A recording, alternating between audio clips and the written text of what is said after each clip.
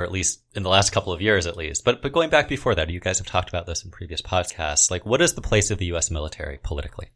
Everybody says they respect it. You know, it's one of I think it's the most trusted institution, or certainly one of the most trusted institutions.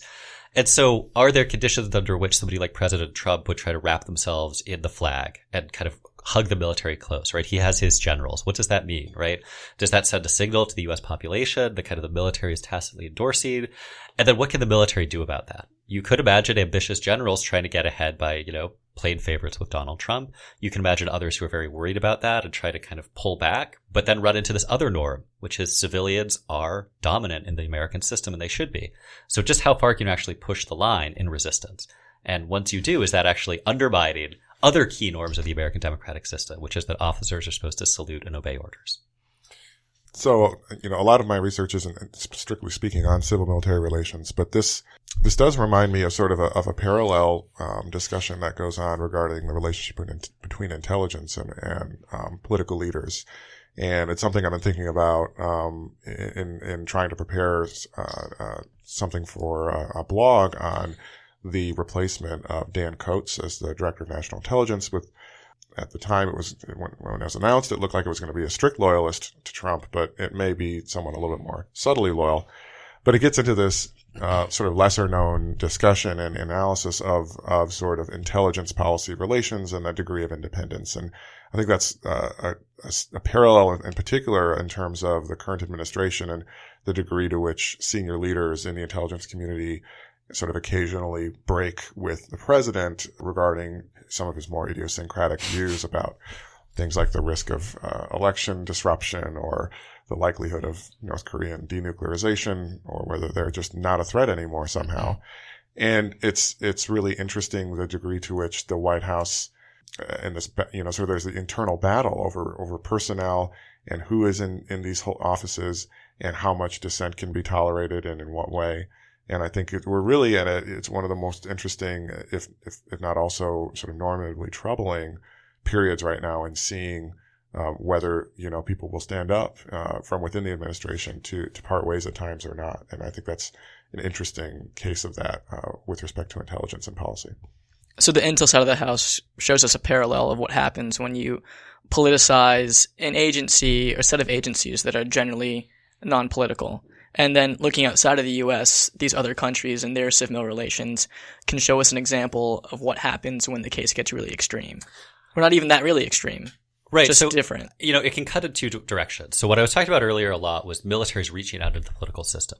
But now we can flip this, and there are cases outside the U.S. where civilian leaders reach into militaries, not just to kind of pick their favorite general, but basically make them parts of the regime. Right? Not like they are loyal to the Constitution, whoever the commander-in-chief is, they salute and obey, but they become part of patronage networks, they become linked to political parties, financially they're tied to shared business interests. And so you can get this, so there's one side which is a kind of rogue military doing its own thing, but then the other is a military that's brought under the kind of personalized or political party control of the leadership of the country, right? And this, I think, is something that when we think about a country like China, right, it's a very different, it's the army of the party.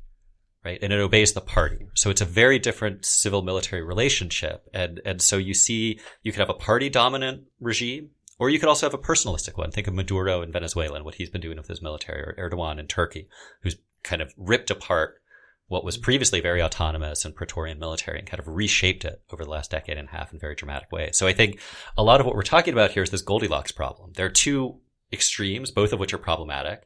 And then finding yourself kind of just right in the middle becomes really hard in these very polarized, very tense, low information environments like we're facing in the U.S. today. Yeah, just one other thing I wanted to sort of add on civil military relations and some of the research I'm doing is it's an interesting special case in thinking about how civilians exercise control over the military when it's regarding unacknowledged and unpublicized military operations. So in the book, one of the things I cover to a fair amount of length is the American military operations in Laos during the Vietnam War. And there you sort of have the typical question of various mechanisms of civilian control over the military, but then you also have the requirement of secrecy, or after it's been at least on the New York Times a few times, at least unacknowledged military activity. And it gave rise to some really interesting bureaucratic battles where the declassified materials now show how much military leaders chafed under the control and restrictions that the ambassador in Laos was putting on the operations. And for weird, quirky reasons, because Laos was a technically neutral country that the U.S. wanted to respect that neutrality, we didn't have the typical military advisory group and military control over military operations in Laos. And so you had a civilian, not just a civilian, a diplomat, really, really problematic maybe, who was calling the shots and saying literally how many kilometers, you could do a cross-border raid into Laos. And you can imagine quickly how military leaders would say, we want a few more kilometers, or we want a few more, a little bit more firepower to protect our troops or whatever. And that happened a lot. So there's interesting internal stuff that emerges in these covert, forms of military activity, which I would imagine are still relevant given the importance of special forces and special operations now. And then there's also interesting external, like sort of, civilian control vis-a-vis the legislature. How does that happen when you have, when you're using and resorting to covert forms of military activity? And I think we're seeing some of these dynamics both in Syria and Afghanistan, right? Where in Syria, there's this whole, Trump says we're getting out, and then all of a sudden there's kind of slow rolling and leaks start emerging. Well, maybe we're going to leave some people, and then all of a sudden the withdrawal doesn't actually happen. And there's this bureaucratic policy that kind of manages to keep you closer to the status quo. In Afghanistan, there's been a lot of bureaucratic battles between DOD and, the president and state, and Zalmay Khalilzad's wandering all over the place. And so it's not clear, what in God's name is going to happen, or whose exact wishes that reflects. Like we know what Trump wants. It's not clear what we're going to get and what the relationship between what Trump wants and what we're going to get is, and if that's good or bad, right? So we're just in this very murky world of resistance that's often bureaucratic. It's often not voiced, but instead it's through things that don't happen. Or if it is voiced, it's through leaks or through friendly members of Congress, friendly to opposition factions saying this.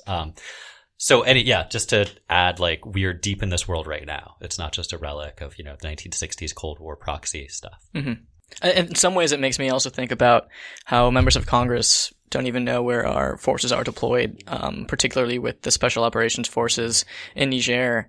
After having been killed, then members of Congress said, I didn't even know we were there. Yeah. So when we talk about civil-military tension or these bureaucratic politics in the United States, we generally aren't talking about the possibility of an imminent military coup. That's not something we worry about or think about. But in other countries where it does get to the point where the military or an intelligence apparatus kind of unties itself from civilian control, how does it get to that point? Well, I mean, that is a great question. There's no single answer to it. I wish I'd be making a lot more money if I came up. Probably not that much more money. Nobody really cares. But, if there is no single answer to that, but there are a couple kind of dynamics we can look at. One is, do militaries have their own sources of resources and clout outside of kind of civilian purse strings, right? So in Pakistan in the 1950s, the Pakistani military basically reaches out to the Americans and says, hey, look, we want to be your Cold War buddy, right? We're strategically located. We're fiercely anti-communist. We'll be kind of good, hardy Muslim warriors against the godless communists, right? And all of a sudden, the Americans now are kind of helping out the military, right? And this accentuates an already existing civil-military imbalance. So sources of resources is one kind of problem. A second is kind of an imbalance in cohesion. So militaries, at least supposedly, right, are supposed to be highly disciplined, hierarchical. They're supposed to act as a single institution. Now, often that doesn't happen. So there are plenty of militaries that are deeply factionalized. They're divided ethnically. They're divided by academy class. They're divided by political ideology or whatever.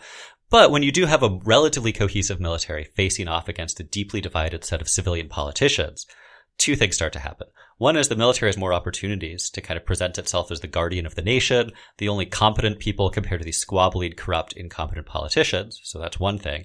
But two, the squabbling politicians may start reaching out to the military to act as a power broker that can help them win their rivalries with opposing civilian factions. And then things can get very dangerous because you see civilians, whether elected or bureaucrats, trying to ride the tiger and kind of control the military that may have its own interests, right? So those are kind of the two of the dynamics that I pay particular attention to, is where is money coming from, and political clout at the international or domestic level. And then second, what's kind of the balance of cohesion and organization between these different sets of actors?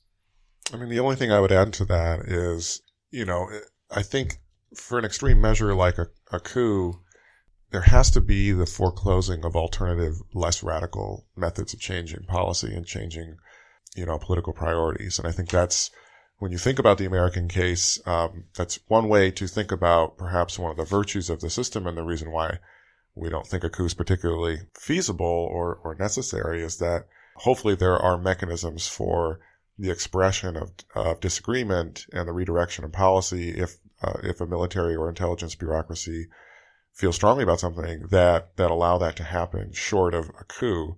And that would be, if I were to research in this area, that'd be something that would be interesting to me, is to look at a comparative perspective of what those safety valves are. Like, is it informal contacts with members of Congress who then blow the whistle through the congressional oversight system, which then changes policy? And that, sort of kind of have that sort of with the Vietnam War in mind is potentially one explanation for how something doesn't get too out of control. But there are these sort of I think, less sort of dramatic and some behind the scenes means of course correction, which in systems outside the United States might not exist for various reasons and might explain why sort of disagreement builds and builds, and then the only solution is a complete change in leadership rather than some of these more modest efforts. I think that's really interesting. So you're saying that there could be civil-military tension or pressure that builds up, but in the United States, there's sort of other ways for that pressure to release other than through overt military aggression against the government. Yeah, I think so. And I think, it'd be interesting to even just spitball right now about what those might be. One I'm suggesting is sort of A, you have a division of power between the executive and the legislative, but B, you also have contacts, the ability for, military brass or constituents, with military affiliation to contact members of Congress and trigger that in a kind of fire alarm, sort of mechanism from American politics, scholarship. But, another one that comes to mind is resignations. If it comes to a point where a general or another military leader thinks things are really going sideways, there's a very dramatic, and if done in the right way, potentially politically impactful way of pulling their own alarm directly rather than working through Congress. So there might be other ways, but those are two that come to mind for me. So I don't disagree with that. I think it is important, though, to keep in mind that there are plenty of militaries that have an organizational kind of culture and attitude that's very different than the U.S. militaries, right? They're not looking, a military like the Burmese military is not like, oh boy, it would be nice if we had, interlocutors on the civilian side with whom we could engage in moderate incremental reforms in our direction, right? They're like, look, democracy is potentially a huge threat to the stability of the nation and the primacy of the military, right? So I think there's also an internal dynamic that we need to take seriously here, which is, what is the military taught about itself? How do generals view their role within the state and the nation? And I think the answer to that really affects whether these other mechanisms matter, right? Because if you have a military that basically thinks it's the guardian of the nation and, congressmen are a bunch of corrupt clowns and the electorate can't be trusted because it's swayed by momentary mass mob passions, then I think you're going to get a very different set of answers about whether these institutional mechanisms work or not. So the kind of social institutional underpinnings, the norms and principles that hold it in place are what trigger the pathways in which the mechanisms go. I think that's at least part of the story, right? How does the military view itself, its political role, its ideological project? These are all things that they're not like a single cause of anything necessarily, but I think they run into these institutional and broader political factors in some really important ways. And I think, building on some work in international relations that constructivists have done on the roles of norms and the effects of norms. I mean, first, this is a question of organizational culture, which is itself an aggregate of a bunch of different norms about a bunch of different things. But one of them is, sort of the appropriateness of irregular leadership changes or intervention in the political arena. And that's something that's clearly, deeply built into and ingrained into the American military organizational culture, is that there are, follow the chain of command or maybe break the chain of command under exceptional circumstances, but, don't go overthrow the leader, respect civilian authority. So in terms of what those cultures do, that research has oftentimes focused on the way it doesn't necessarily determine action in a sort of predictive way, but it can take options off the table. So I completely agree with Paul that if you have a different military organizational culture, then, one of the options might be, okay, let's seize power like we did 15 years ago when things were bad. And so for an American military, organizational culture, one might posit that their, successful, indoctrination or socialization into that culture takes the coup sort of off the table as a reasonable policy or response. But then which they choose among those when there is disagreement or dissent, then you get into everything from resignation to more subtle means of policy